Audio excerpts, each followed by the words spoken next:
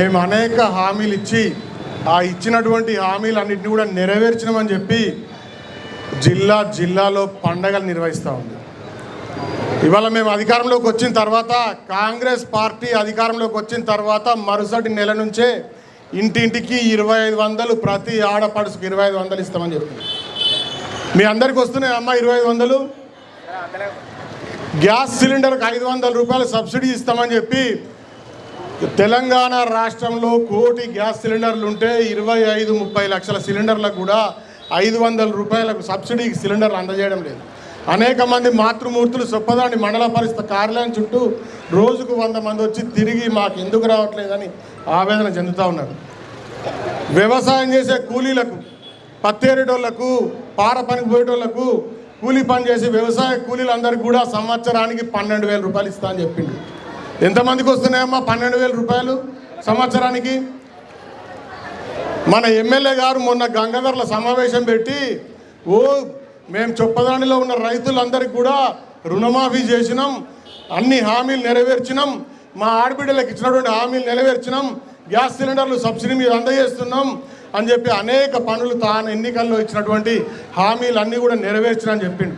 మన సభావేదిక వెనుకనే ఇక్కడ బీసీ ఎస్సీ హాస్టల్ ఉంది. అనేక మంది బలహీన వర్గాల పిల్లలు, ఎస్సీ పిల్లలు, ఎస్టీ వర్గాలకు చెందినటువంటి నిరుపేద పిల్లలు ఈ హాస్టల్లో ఉంటే ఈ హాస్టల్కు నల్లా నీళ్ళు ఇచ్చడానికి కూడా ఈ కాంగ్రెస్ పార్టీ నాయకత్వానికి, కాంగ్రెస్ పార్టీ మున్సిపల్ చైర్మన్ చేతులు వస్తలేవు.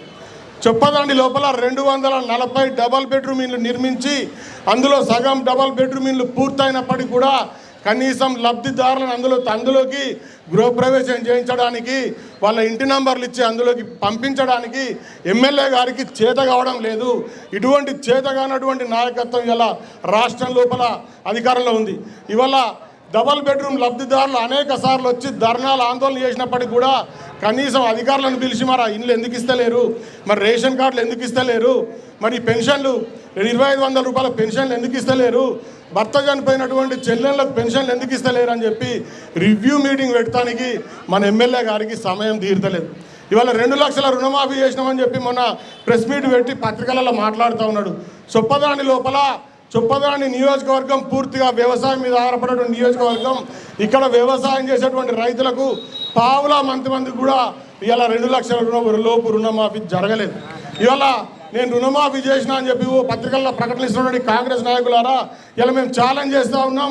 మన శంభుని గుడికి వస్తారా, సాయిబాబా గుడికి వస్తారా, చొప్పదానిలో రాముల వారి గుడికి వస్తారా, మేము నిరూపిస్తాం మీరు ఎంతమందికి రుణమాఫీ చేసారు, ఎంతమందికి 2,500 పెన్షన్లు ఇచ్చారు.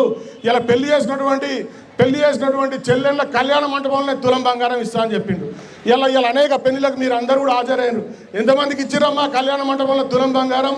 ఇవాళ ఇటువంటి అలవి కానీ మోసపూరితమైనటువంటి హామీలు ఇచ్చి మనందరినీ కూడా మోసం చేసినటువంటి ఇవాళ ప్రజల తరఫున నిలబడడానికి భారతీయ జనతా పార్టీ రాష్ట్ర వ్యాప్తంగా ప్రతి నియోజకవర్గం లోపల బైక్ ర్యాలీ నిర్వహించి, ప్రతి మండల కేంద్రం లోపల సభలు నిర్వహించి ప్రజలందరికీ కూడా మీ తరఫున పోట్లాడడానికి మేము ఉన్నాం, మీకు అండగా మేము నిలబడతామని చెప్పడానికి ఇవాళ అనేక సభలు నిర్వహిస్తూ ఉంది.